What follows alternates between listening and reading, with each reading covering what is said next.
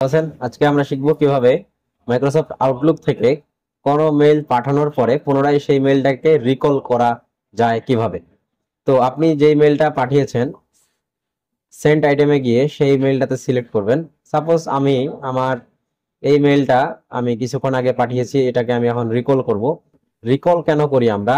আমরা যদি কোনো মেইল দেই সেটা যদি ভুল হয়ে যায়, তো আমাদের মেইলটা যাদের যাদের কাছে গেছে, যেমন সিসিতে আমাদের এই এতগুলো রেসপন্সিবল পার্সন আছে যাদের কাছে মেইলটা রিসিভ হয়েছে, তো এদের কাছ থেকে মেইলটা অটোমেটিক ডিলিট হয়ে যাবে আমি যদি রিকল করি।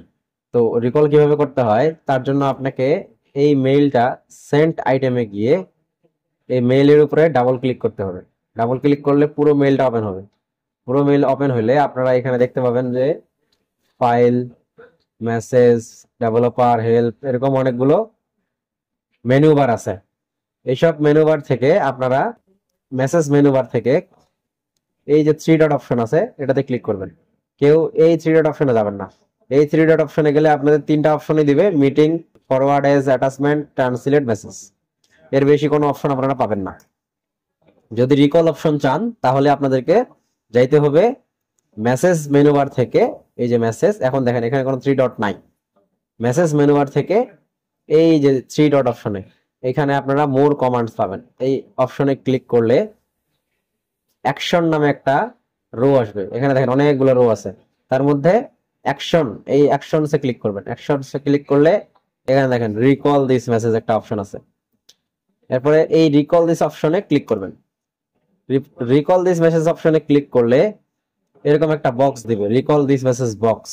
দেখেন এখানে কি লেখা আছে, some recipients may have already read this message. মানে আপনি যাদেরকে মেইল সেন্ড করছেন তাদের অনেকে হয়তো আপনার মেইলটা অতক্ষণ দেখে ফেলছে।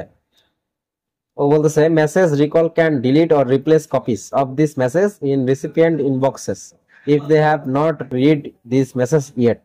মানে আপনার মেসেজটা, এই মেইলটা যদি এখন পর্যন্ত কেউ ঠিকভাবে না সিন করে তাহলে আপনি চাইলে মেসেজটাকে ডিলিট করে দিতে পারবেন। মানে মেইলটাকে, এই মেইলটাকে ডিলিট করে দিতে পারবেন তাদের ইনবক্স থেকে। এই যাদেরকে আপনারা সিসিতে রাখছেন বা টুতে রাখছেন তাদের ইনবক্স থেকে ডিলিট করে দিতে পারবেন অথবা রিপ্লেস করে দিতে পারবেন। Are you sure you want to, এখানে বলতেছে আপনি কি আনরিড কপিগুলোকে ডিলিট করবেন নাকি আনরিড কপিগুলোকে রিপ্লেস করে দিবেন, নতুন একটা মেইল দিবেন।